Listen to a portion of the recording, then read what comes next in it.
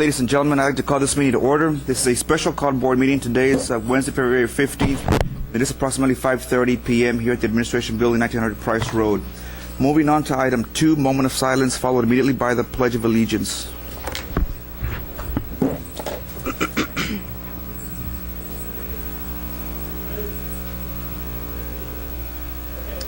Please face the flag.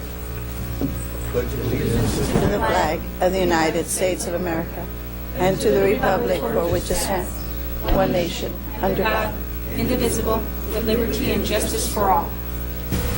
Honor the Texas flag. I pledge Allegiance to thee, Texas, one state, under God, one and indivisible.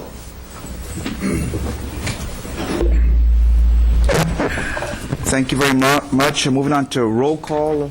Every board member is present. Item 5, recommend approving the agenda of the special called board meeting of February 15th, 2012. Any corrections or deletions, Dr. Montoya? It stands as written. Thank you. I would like to change the order of the day. I'd like to change item A2, presentation of forensic audit report final, to the very end of executive session. Reason being, we have attorneys present for some of these cases, and we'd like to, we'd like to go ahead and expedite them. So if there are no objections, I have a motion. I have a motion by Mrs. Mesa, seconded by Mrs. Peña. All in favor? Aye. Motion passes unanimously. Moving on to consent agenda. A, recommend approval of the following general function items. 1, recommend approval of resolution number 024/11-12, increasing the ad valorem tax collection penalty from 12.5% to 15%. I'll open the floor for discussion. Mrs. Peña. Point of order, sir. Ma'am? Ma'am, what is your point? I believe that Ms. Peña had voted against this item, so at this point she didn't vote for the item to begin with. Dr. Escobedo? If I may refer to our attorney? Counselor, do we have a point of order here, or what do you I don't think so, because I asked that last time and you said no. It seems in this instance this is a different matter, the approval of the contract rather than the selection of the RFQ. So within those confines, it would be a separate question. Then I'll go after her too. Okay, thank you. Mrs. Peña? Yes, I just wanted to find out the reasoning for the necessity of increasing from 12.5 to 15. What is the necessity of increasing that interest? If I'm correct, the interest that is being increased is the attorney fees that they will be charging the community, not us. Am I correct? Dr. Montoya? I know that we've done extensive research. Mr. Garcia, if you would please go into that. Yes, Garcia? thank you, Dr. Montoya, Dr. Escobedo. To answer your question, we're changing, actually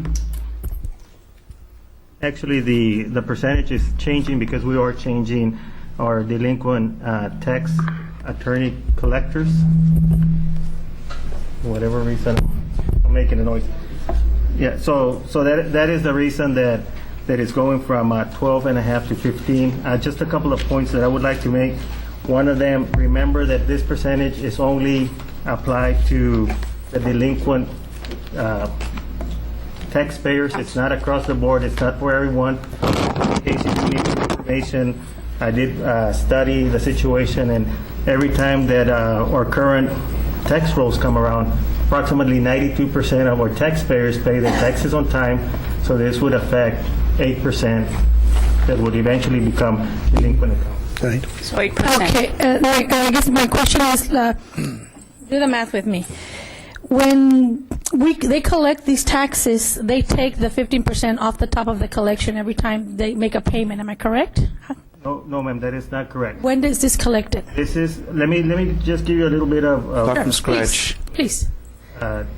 tax bills go out, and a taxpayer has an opportunity to pay their taxes on time. If they pay it, I think in October, November, and December, they receive some discounts.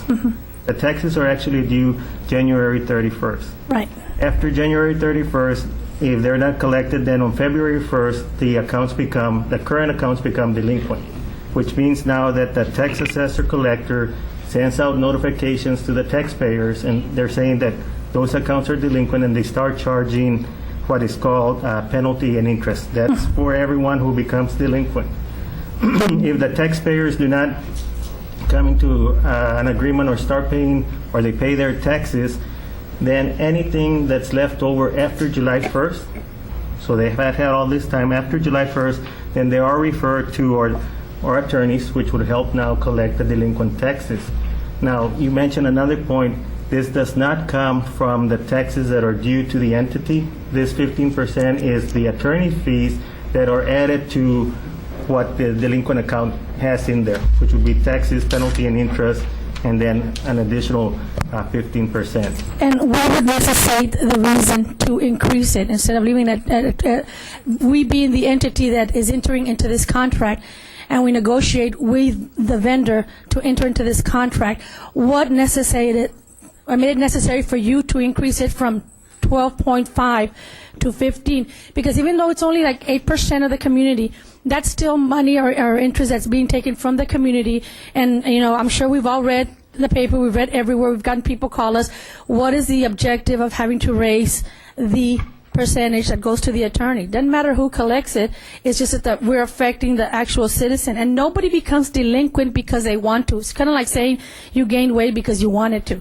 Things don't happen because you want to. And some Mr. people, Garcia, do you understand her question? Yes, absolutely. I do understand the question.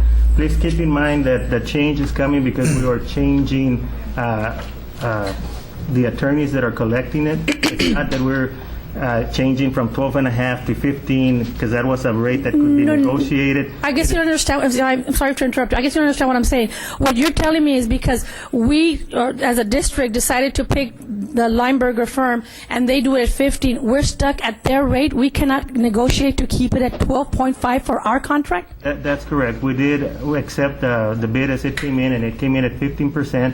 Let me tell you what the 15% is used for. The 15% is really, they use it to run, of course, their operations. When I did the comparison of the firms, that's one of the items that was considered. And with this 15%, actually what we do get is more resources that the firm is able to collect. Can we get a copy of that in black and white in comparison with the previous one that was at 12.5 and the new one that was at 15? Are you saying because they have a bigger staff and they need more? They have more resources that they will be using towards the advantage. Can I get a list, or can we get a list of what the resources are? Absolutely. Matter of fact, yes, I can. See what I'm trying to do? I'm sorry, I'm not finished. Please wrap.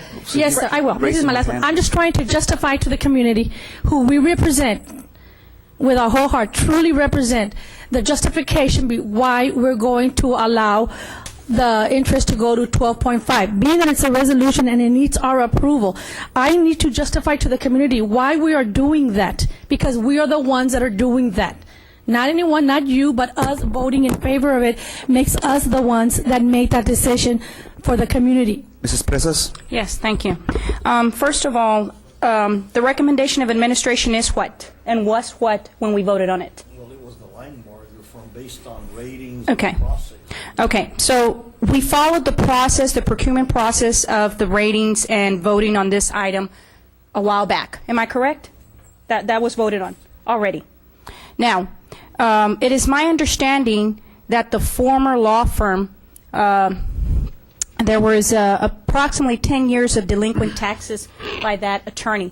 What could have been the cost if we would have continued? Is there any liability? Does that law firm need to be paid up in their taxes? Apparently there was a 10-year grace period that the district did not collect from Mr. Peña from his property. Can you elaborate on that, Mr. Michel? Well, you know, the district should collect any monies owed to it, you know, any sort of delinquency that's due. I mean, it's clear that the district should do that, otherwise it's not, you know, it's a gift of public funds. Okay, so the law firm that was collecting taxes from our taxpayers had the audacity to go and send letters and collect from our constituents and our taxpayers, but yet again, we took the time. Point of order. Okay, if I that's may. fine. But my point is, we went out for bids, the procurement process was followed. A year ago, or 2 years ago, former administration recommended the former law firm, which was the fourth-ranking law firm, and we did not follow the procurement process then. Would have been a liability to us then also as well, sir? If the procurement process were not followed, you could have a challenge to that. So that now, happens. the administration has already told us and made it clear that is their recommendation. We voted on it, We moved on it. Right now, it's just passing the accounts from one law firm to the other so they can proceed. Am I correct? That's all the resolution is for? Well, it's to accept The 15%. And if that's their fee, that's their fee. Am I correct? That's the way it came in. Dr. Saavedra? Okay, I have a, Okay, I apologize. Yeah, he was- Mr. Aguilar? Thanks. Dr. Montoya, does it have any impact in the delinquent taxes that we receive from them by raising the percentage? Okay, now let me make sure I understand. I'm sorry, Mr. In other words, are we going to get less money No. from the delinquent, knowing that it's No. a 15% No, we increase? believe that based on the track record that we would get more. Based on the history of this other firm, that we would get more. So we're not going to lose any money from them? No, sir. Okay. It seems to me that I figure it out, and probably we tend to lose $150,000. Second point, Mrs. Pesas, I understand Dr. Montoya administration recommended, has been in the past where the administration recommends and the board does not approve it.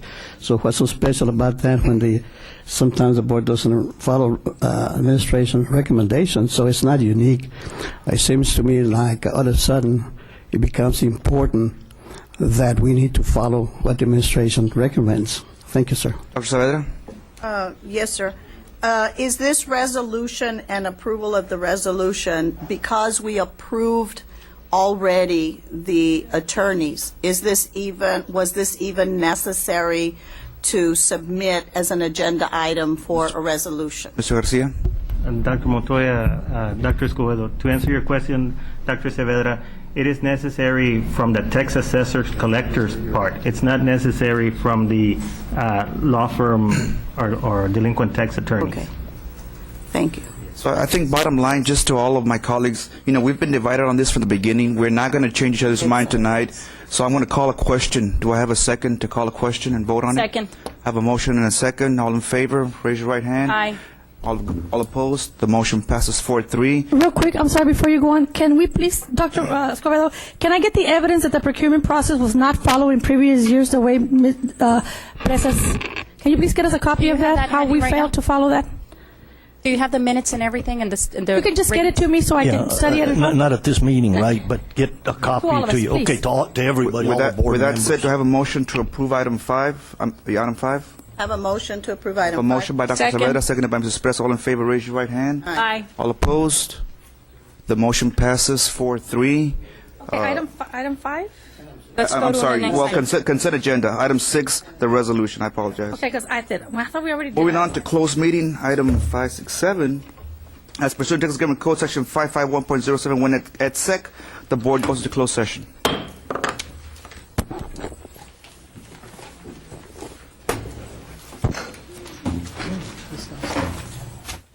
Board reconvenes after closed session. Moving on to item 3, discussion, consideration, and possible action regarding the settlement on Alonso Barbosa. Do I have a motion? Motion as discussed in executive session. Second. I have a motion by Mrs. Press, seconded by Dr. Saavedra. All in favor? Aye. Aye. Motion passed unanimously. Moving on to item 4, discussion, consideration, and possible action regarding the settlement on Linda Franco versus BISD. Do I have a motion? Motion as discussed in executive session. I have a motion by Mrs. Presa, seconded by Dr. Saavedra. All in favor? Aye. Aye. The motion passes unanimously. Item 5, discussion, consideration, and possible action regarding the settlement in Reese, I'm sorry with his name. Tarbet versus BISD. Do I have a motion? Motion. I have a motion by Mrs. Presas to, This is to authorize the Authorize- lawyer to negotiate as discussed in closed session. I have a motion by Mrs. Presas as stated by Mr. Michel, seconded by Seconded. Dr. Saavedra. All in favor? Aye. Motion passes unanimously.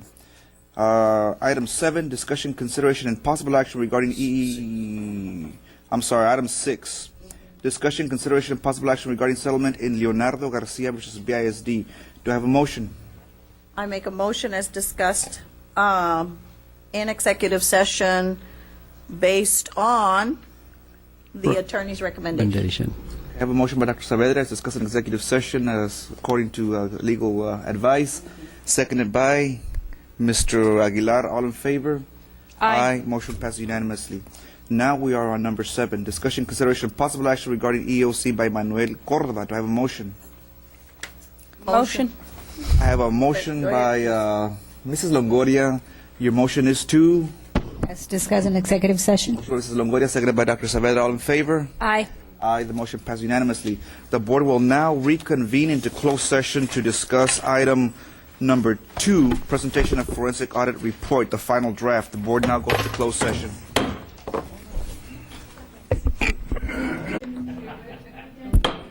The board reconvenes after closed session. Moving on to item 8, announcements. The next regular board meeting of the Board of Trustees is on Tuesday, February 21st, 2012, here at 5:30 p.m. Do I have any other announcements, Dr. Montoya? Do I have a motion to adjourn? Motion. Motion by Mrs. Perez, seconded by Dr. Saavedra. All in favor? Aye. Aye. Motion passed unanimously. Have a good night. This meeting is adjourned. Good night, Brownsville.